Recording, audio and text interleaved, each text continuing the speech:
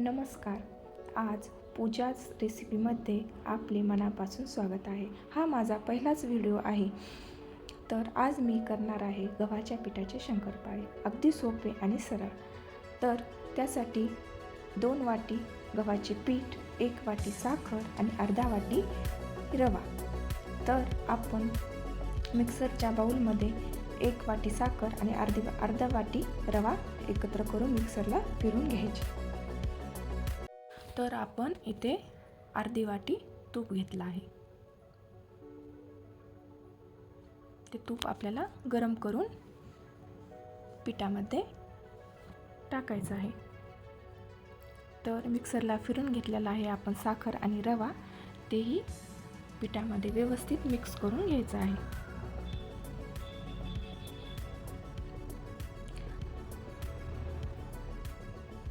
चला तर आपली कढई गरम झालेली आहे.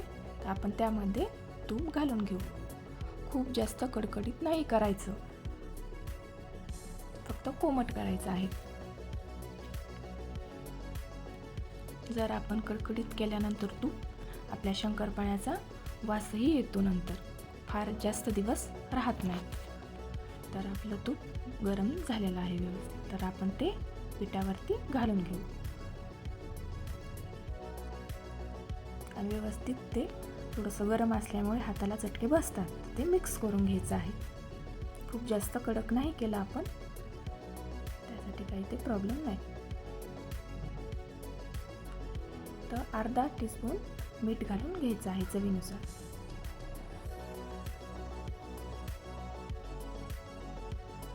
व्यवस्थित मिक्स करून घ्यायचं आहे. त्याच्यामध्ये एकही गाठ ठेवायची नाही, कारण त्याचे गोळे होतात.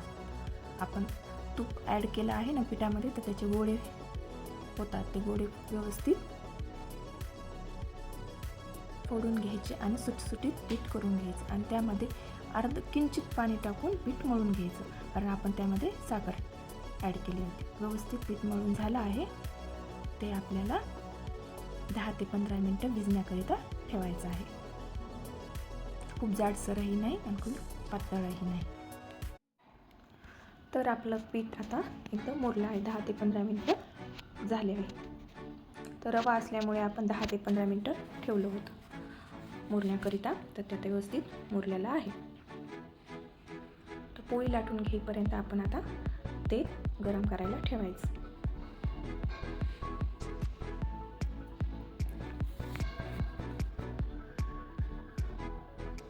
तर पिठाचा एक गोळा घ्यायचा, थोडासा मोठ्या आकाराचाच घ्यायचा आणि ते आपल्याला व्यवस्थित लाटून घ्यायचं. जाडसर लाटायचं आहे, कारण की आपल्याला शंकरपाळे थोडेसे जाडच पाहिजेत. त्याची पदर व्यवस्थित सुटतील आणि ते एकदम खुसखुशीत होतात. बघा, पोळी आपल्याला ही एक जाडसर लाटायची आहे आणि पोळी लाटताना त्याला तूप आणि तेल याचा वापर करायचा नाही. तर आपली पोळी लाटणं झाली आहे. तर त्याच्या आपण कडा कट करून घेऊ. कट करून घेतल्यानंतर आपण त्याचे काप करून घेऊ. तर तुम्हाला जसे आवडतील तसे शंकरपाळ्याचे काप करून घेऊ शकता. तर तेल गरम झालं आहे आपलं. तर आता थोडे मोठेही करू शकता, छोटेही करू शकता. काप तुम्हाला जसे आवडतील तुम्ही तसे करून घेऊ शकता. तर आपण आता शंकरपाळे तेलामध्ये सोडू. शंकरपाळे आपले लालसर रंग येईपर्यंत तळून घ्यायचे आहे. तर तसेच शंकरपाळे सर्व आपल्याला करून घ्यायचे आहे. एकदम व्यवस्थित आणि खुसखुशीत शंकरपाळे झाले आहे. तर आता आपण सर्व शंकरपाळे तळून घेतलेले आहेत, लालसर रंग येईपर्यंत. एकदम खुसखुशीत आणि असे छान आपले शंकरपाळे तयार झाले आहेत. पदरही खूप छान सोडले आहे. तसंच तुम्हाला व्हिडिओ आवडला असेल तर लाईक करा, शेअर करा आणि सबस्क्राईब करा. बाय.